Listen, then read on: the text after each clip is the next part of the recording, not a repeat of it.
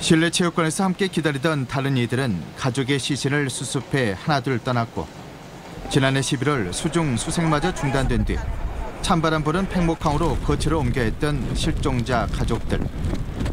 뼈조각이라도 만질 수 있도록 인양 하나만 바라며 기다렸지만 정부는 대답이 없습니다. 온전한 선체가 인양이 돼서 무트로 배가 이렇게 올라올 수 있게끔 빨리 좀 도와달라고 대통령이 하신 그 약속 지킬 수 있게 도와달라고 이렇게. 수학여행을 떠났던 학생과 교사, 제주도로 이사를 가려던 부자와 일반인 여성까지 9명의 국민이 여전히 바닷속 세월호에 갇혀 있습니다. MBC 뉴스 문현철입니다.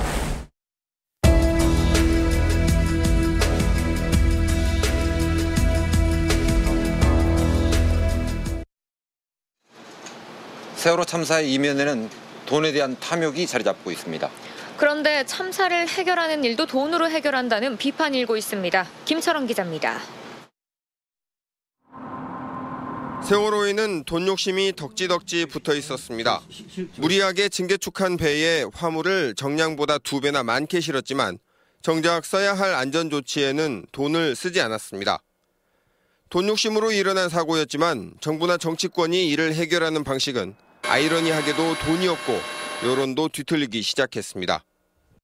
참사 초기에 유족들을 위로하고 동정하던 국민 여론이 일부 돌아선 것도 지난해 여름 대학 특례 입학 특혜 시비가 불거지면서부터였습니다. 정치권이 제기한 이른바 세월호 교통사고론, 유가족 세금 도둑론 속에 유족들은 점점 고립돼 갔습니다. 다른 사고였으면 그만큼 비로소 사실 없지 않은데 그쪽의 입장에서는 그게 맞냐 막 그럴 수도 있지만 국민으로서 우리 세금이 나가니까. 정부는 한술 더 떠서 유족들과 합의도 없이 배상 보상 기준을 발표해버렸습니다. 그걸 해결할 방식도 돈으로 해결하려고 하는 것은 어찌 보면 문제를 해결하는 게 아니라 연장하고 덮으려고 하는 것이다. 유족들이 돈이 문제가 아니라고 아무리 말을 해도 이를 믿지 않는 이들이 1년 전보다 분명 많아졌습니다. 분명한 것은 돈이 가진 막강한 힘이 세월호를 바라보고 있는 사람들의 뒤틀리고도 찝찝한 욕망을 자극하고 있다는 사실입니다. MBC 뉴스 김철원입니다. 참사의 고통에서 벗어나지 못한 희생자 가족들을 더 힘들게 하는 사람들이 있습니다. 막말하고 조롱하고 비난하는 이들 때문에 유가족들은 2번 울고 있습니다. 정용욱 기자입니다. 극우 사이트나 SNS에선 세월호 유언비어나 막말이 넘쳐나고 있습니다. 세월호 참사를 단순 교통사고라고 하거나 유족들을 시체팔이라며 비아냥거리기도 하고 희생자들을 어묵이라고 조롱하기도 합니다. 단식 농성을 벌이고 있는 세월호 유족 앞에서 보란듯이 폭식투쟁을 벌이는 야만적 행위도 있었습니다. 유족들에겐 사실상 사회적 살인행위나 다름없는 겁니다. 비하 발언하고 인증한다는 걸 막 사진 사이트에 올리고 그런데 처벌이 너무 약하고 학생들이 많으니까 강력한 조치를 취했으면 좋겠어요. 40일 넘게 단식을 했던 유민 아빠 김영호 씨는 황제 단식 정치쇼라는 말을 들어야 했습니다. 심지어 파렴치 안으로 몰아세우거나 종북 딱지를 붙이기도 했습니다. 대리기사 폭행 사건이 터지자 마치 기다렸다는 듯이 유가족들을 싸잡아 비난하고 진상규명 노력까지 헐뜯었습니다. 그 공감하지 않고 상대방에게 독이 되는 이야기를 했을 때 그 상처야말로 그것은 무엇으로 돈으로 명예를 어떤 것으로도 회복시킬 수 없는 아픔을 줬다고 생각합니다. 일부 여당 의원들까지 가세해 유족들을 노숙자로 표현하거나 좌파로 몰아붙였습니다. 야만적이고 저열한 언어적 폭력과 편가르기 속에서 고립되면서 사회적 섬이 돼버린 유족들. 1년 전처럼 여전히 잔인한 사고를 맞고 있습니다. MBC 뉴스 정용욱입니다. 오늘 팽목항을 찾은 박근혜 대통령은 안전한 나라를 만들자고 말했습니다. 지난 1년 사이에 언제 어떤 메시지를 전했는지 양현승 기자가 정리했습니다. 세월호 사고 당일 우왕좌왕했던 정부. 구명조끼를 착용했는데도 못 찾냐며 질책했던 대통령이 희생자 가족을 찾은 건 사고 다음 날이었습니다. 최선을 다하고 있다는 얘기를 거기 현장에서 만났습니다. 한 달여 뒤 대통령은 눈물의 기자회견에서 최종 책임은 자신에게 있다고 말했습니다. 세월호 특별법도 먼저 제안했습니다. 이강우님의 모습에서 여야와 민간이 참여하는 진상조사위원회를 포함한 특별법을 만들 것도 제안합니다. 지방선거가 끝난 뒤 단식 중인 세월호 희생학생 아버지의 면담 요청을 청와대는 번번이 거절했고 특별법, 진상규명 요구와 논란에도 답을 내놓지 않았습니다. 대통령이 선체 인양을 언급한 건 세월호 참사 1주기와 재보궐선거가 임박한 최근입니다. 여론을 수렴해서 선체 인양을 적극적으로 검토할 것입니다. 다시 한번 참사 발생 꼭 1년째 되는 날, 박 대통령은 팽목항에 잠시 머문 뒤 남미 순방길에 올랐습니다. MBC 뉴스 양현승입니다.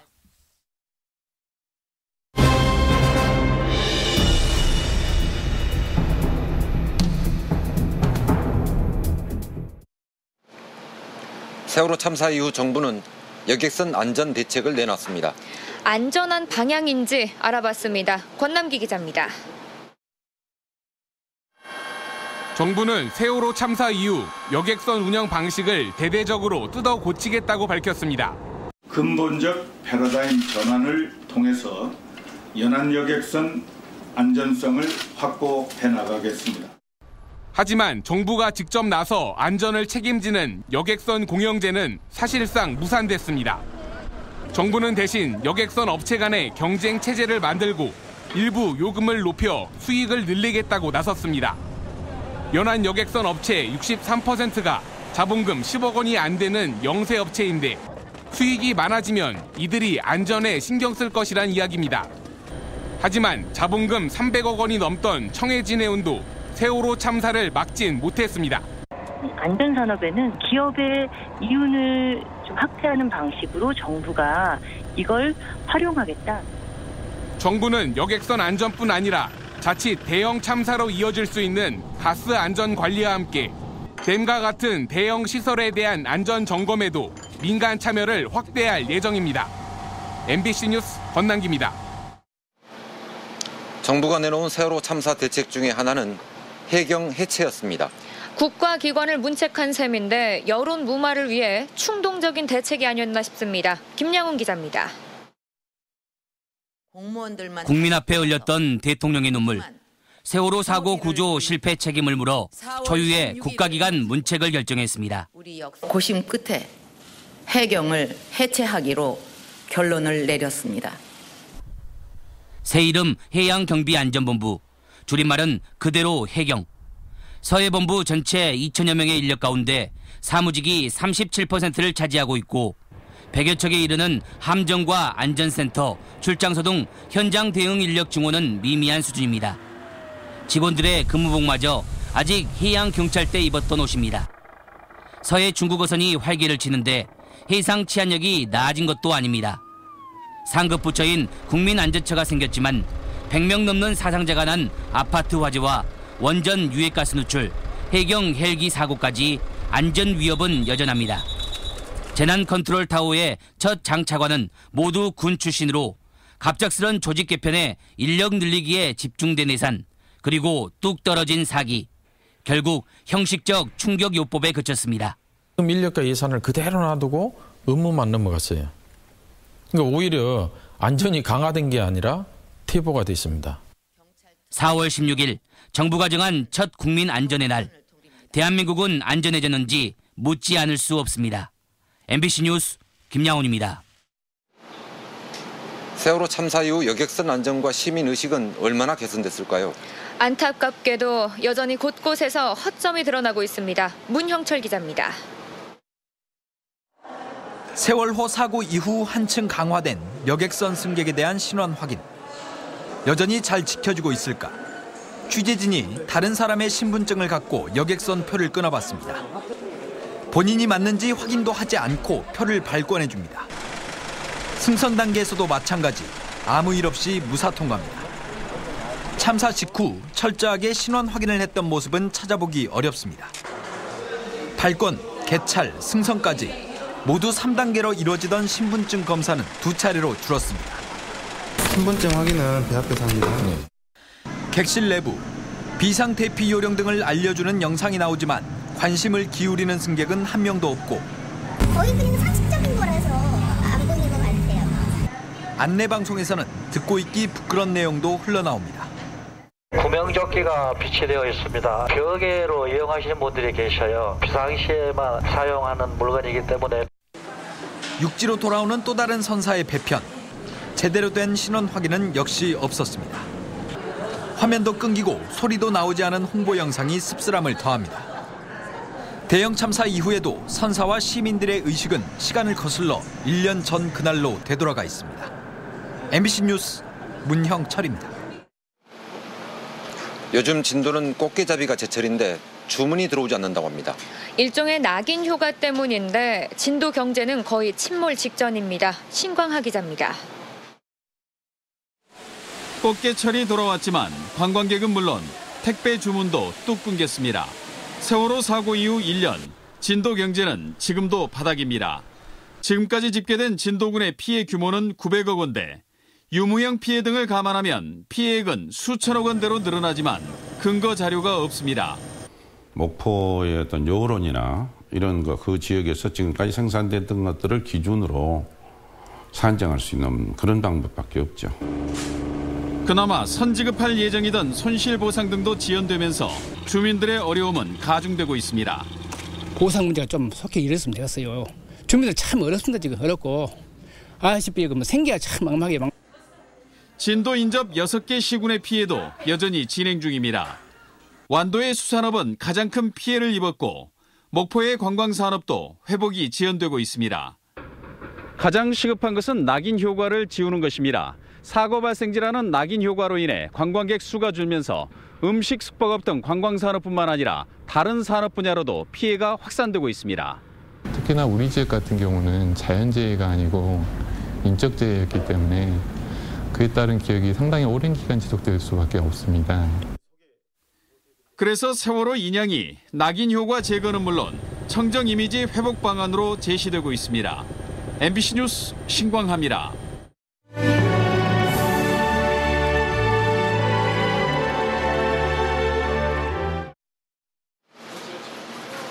많은 문화예술인들이 세월호 참사와 그 이후의 한국 사회를 기록하고 있습니다.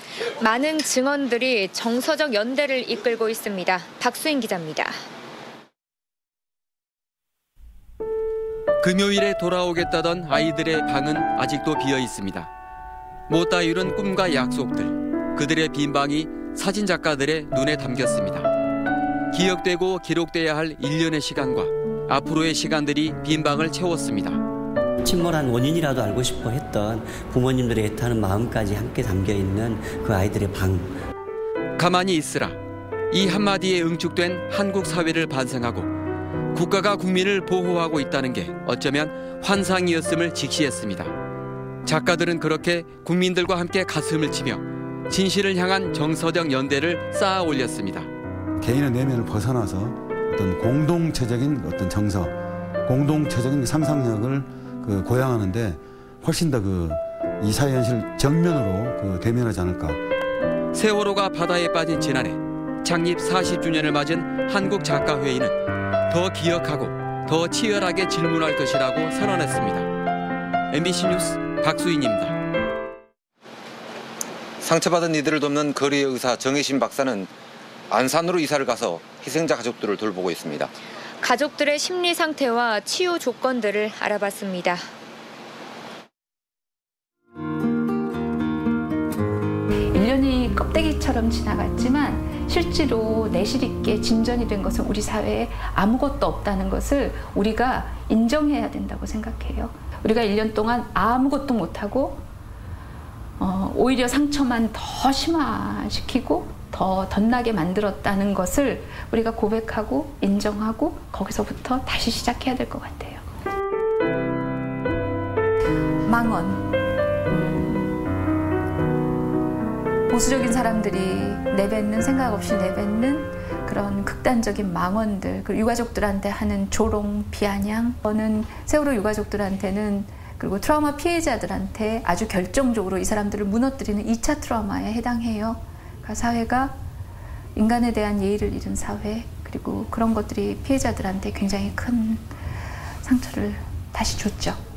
세월호 유가족들의 심정이 어떤지를 잘 이해해주고 잘 공감해주면 좋겠어요. 그러면 거기서 많은 것들이 풀린다고 생각해요.